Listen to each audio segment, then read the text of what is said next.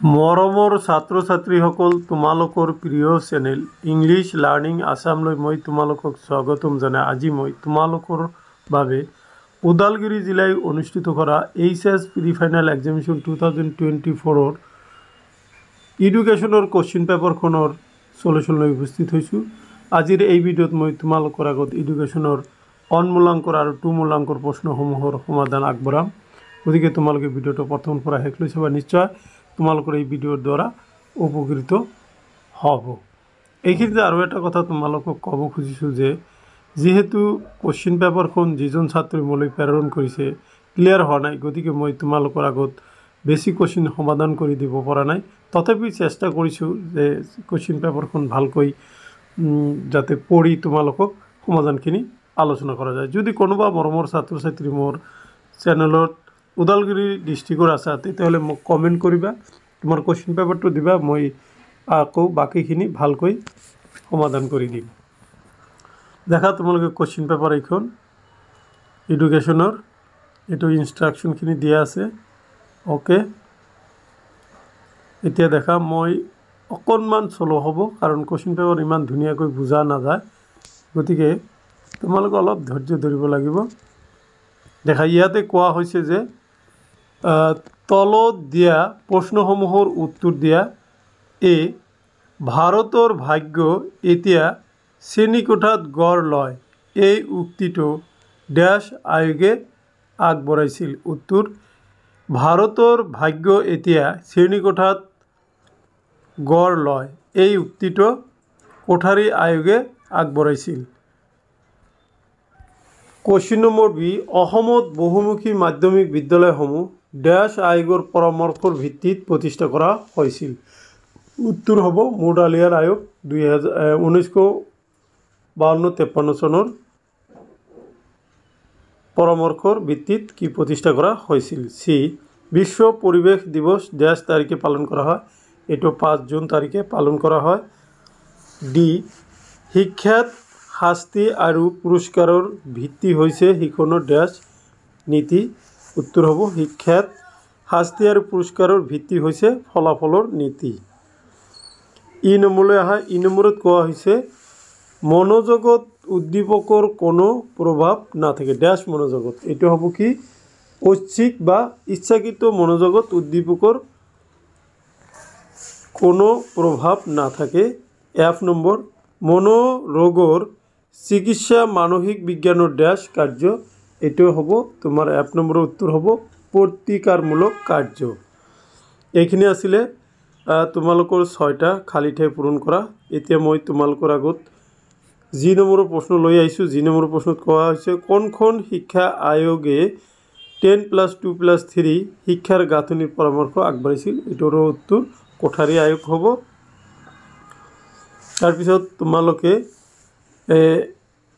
যি নম্বৰলৈ হৈ গ'ল, 23 নম্বৰলৈ আহা, অসমৰ প্ৰথম মুক্ত বিশ্ববিদ্যালয়খনৰ সম্পূৰ্ণ নামটো কি।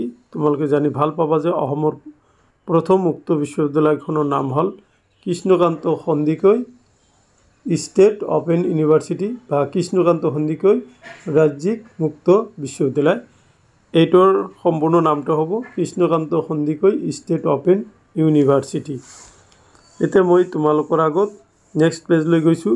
নেক্সট পেজত কোৱা হৈছে আই নম্বৰত কোৱা হৈছে যে জনসংখ্যা শিক্ষাৰ ধাৰণাটো কোনে প্ৰৱৰ্তন কৰিছিল। উত্তৰ, জনসংখ্যা শিক্ষাৰ ধাৰণাটো আমেৰিকাৰ সমাজতত্ত্ববিদ আলভা মিৰ্ডালে আগবঢ়াইছিল। তাৰপিছত আছে তোমালোকৰ এইকেইটা মই একেবাৰে কৈ দিম। দেখা যে নম্বৰ, শাৰীৰিক শিক্ষা মানে কি। কে নম্বৰ, পশ্চাদমুখী প্ৰতিৰোধ কি। এৰ পিছত এল নম্বৰ এটা মেথমেটিকেল প্ৰব্লেম দিছে, এইটো মই উত্তৰ সহ একেলগে আলোচনা কৰিম।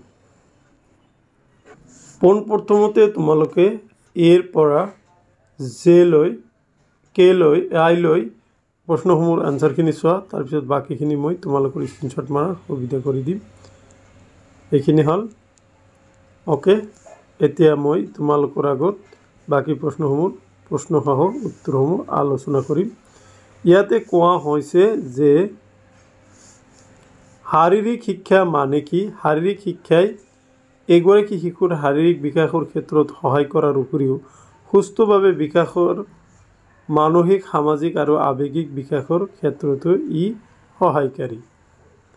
তাৰপিছত তোমালোকক দিয়া হৈছিল পশ্চাদমুখী প্ৰতিৰোধ বুলিলে কি বুজা? দেখা, যেতিয়া আমি কোনো এটা বিষয় ঠিক পিছতেই আন এটা বিষয় শিকিবলৈ যাওঁ, দ্বিতীয় বিষয়টোৱে প্ৰথমে শিকা বিষয়টোৰ বেছিভাগ কথাই পাহৰাই দিয়ে। ইয়াকে পশ্চাদমুখী প্ৰতিৰোধ বোলে। এতিয়া দেখা কোশ্চিন 6 দিছে। ইয়াতে 6 তোমাৰ তাতে একেবাৰে L নম্বৰলৈকে আহিব। ইয়াতে দিয়া আছে এটা পৰীক্ষাত অৱতীৰ্ণ হোৱা 15জন শিক্ষাৰ্থী যুক্ত এটা শ্ৰেণীৰ 5জন শিক্ষাৰ্থী অনুত্তীৰ্ণ হৈছিল। উত্তীৰ্ণ শিক্ষাৰ্থীসকলৰ নম্বৰসমূহ হৈছে 48, 78, 55, 72, 40, 66, 60, 44, 70, 58। ইয়াৰ মধ্যমা নিৰ্ণয় কৰা। প্ৰথমতে মধ্যমা নিৰ্ণয় কৰোঁতে ঊৰ্ধ্বক্ৰমত সজাব লাগিব। ঊৰ্ধ্বক্ৰমত সজালে এইটো কি হ'ল? 40, 44, 48, 55, 58, 60, 66, 70, 72। ইয়াত ইকুৱেল টু কিমান আছে? 15। গতিকে মধ্যমা হ'ব n plus 1/2 equal to 15 plus 1/2, that means 16/2। এইটো কটাকটি কৰিলে 8 তম পদ। ইয়াতে 8 নম্বৰ পদটো আছে কিমান? 48। ইয়াতে 8 নম্বৰ পদটো আছে 48। গতিকে তোমাৰ মধ্যমা হ'ব কিমান? 48। নেক্সট, এতিয়া মই তোমালোকৰ আগত 2 মূল্যাংকৰ প্ৰশ্নসমূহ আলোচনা কৰিম। প্ৰশ্ন 2, দূৰশিক্ষাৰ দুটা গুৰুত্বপূৰ্ণ দিশ উল্লেখ কৰা। প্ৰশ্ন 3, অসমৰ মাধ্যমিক শিক্ষাৰ দুটা সমস্যা বৰ্ণনা কৰা। 4, অগতানুগতিক শিক্ষাক আনুষ্ঠানিক শিক্ষাৰ পৰিপূৰক বুলি কিয় কোৱা হয়? তাৰপিছত 5 নম্বৰ, বিদ্যালয়ত শাৰীৰিক শিক্ষা প্ৰদানৰ দুটা উপকাৰিতা উল্লেখ কৰা। চ' এইখিনি একেলগে মই এনচাৰখিনি আলোচনা কৰোঁ। কোৱেশ্যন নম্বৰ 2, দূৰশিক্ষাৰ দুটা তাৎপৰ্যপূৰ্ণ বা গুৰুত্বপূৰ্ণ দিশ উল্লেখ কৰা। উত্তৰ, দূৰশিক্ষাৰ তাৎপৰ্যপূৰ্ণ বা গুৰুত্বপূৰ্ণ দিশসমূহ হ'ল: 1, দূৰশিক্ষাৰ শিকাৰুসকল সমগ্ৰ শিক্ষণ প্ৰক্ৰিয়া সময়ছোৱাত শিক্ষকৰ পৰা দেখাত স্থায়ীভাৱে পৃথক হৈ থাকে। নম্বৰ 2,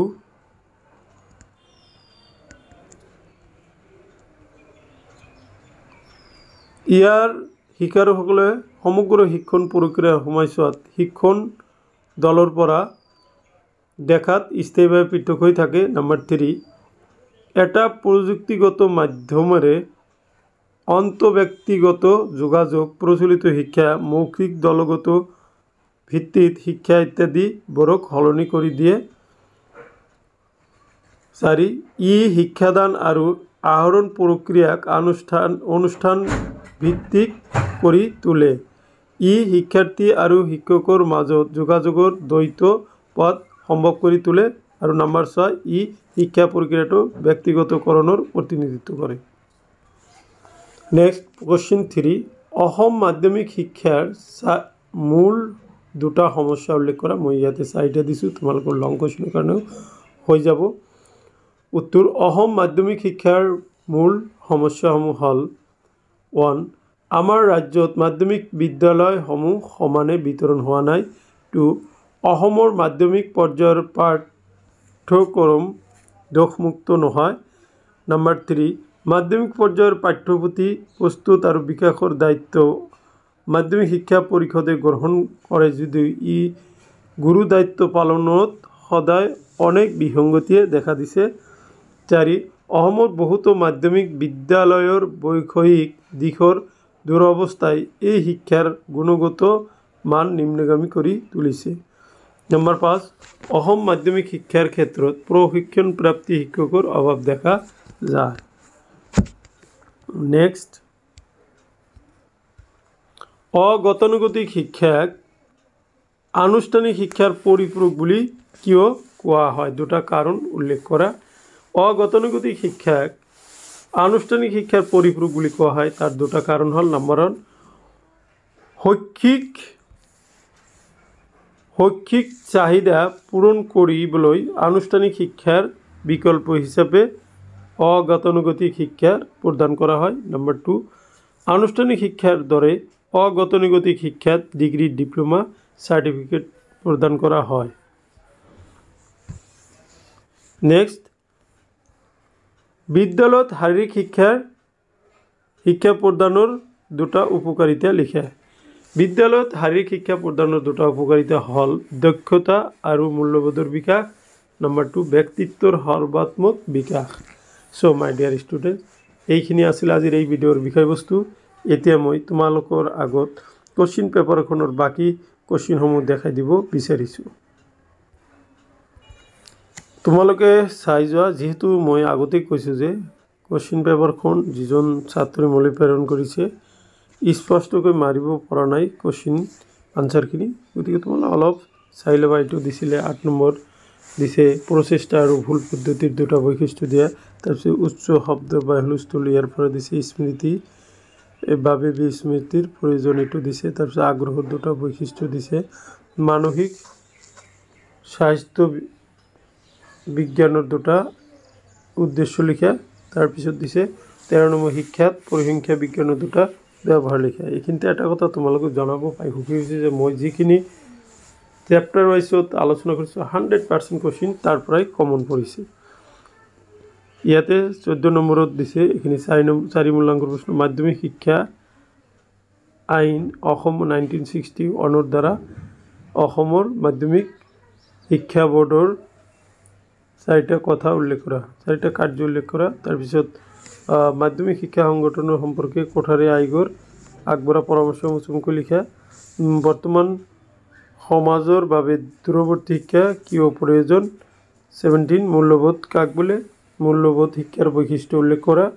অৰ্থটো দিছে তোমাৰ কি, মহিলা সবলীকৰণ মানে কি, ভাৰতবৰ্ষৰ মহিলা সবলীকৰণৰ বাবে শিক্ষাৰ ভূমিকা আলোচনা কৰা। 18 শিক্ষণৰ ফলাফল নীতিৰ শৈক্ষিক তাৎপৰ্য লিখা। শিক্ষণৰ কেইটামান উপাদান উল্লেখ কৰা। 20 নম্বৰত আছে ভাল স্মৃতি 4টা লক্ষণ চমুকৈ লিখা। তাৰপিছত 24 নম্বৰত দিছে অগতানুগতিক শিক্ষা কি, বৰ্তমান সমাজত অগতানুগতিক শিক্ষাৰ গুৰুত্বসমূহ বৰ্ণনা কৰা। তাৰপিছত দিছে 25 মনোযোগ কাক বোলে, মনোযোগ ব্যক্তিনিষ্ঠ বা এইটো আভ্যন্তৰীণৰ কাৰণ উল্লেখ কৰা। আগ্ৰহ, তাৰপিছত দিছে তোমাৰ 6 মূল্যাংকৰ প্ৰশ্ন, আগ্ৰহ মানে কি, সুপ্ত আগ্ৰহ আৰু আৰ্জিত আগ্ৰহৰ পাৰ্থক্য লিখা। মানসিক স্বাস্থ্য ৰক্ষাত বিদ্যালয়ৰ ভূমিকা। 27 নম্বৰত এটা কি উলিয়াব দিছে, চতুৰ্থক বিচ্যুতি কি, তলৰ বিভাজন তালিকাৰ পৰা চতুৰ্থক বিচ্যুতি নিৰ্ণয় কৰিব দিছে।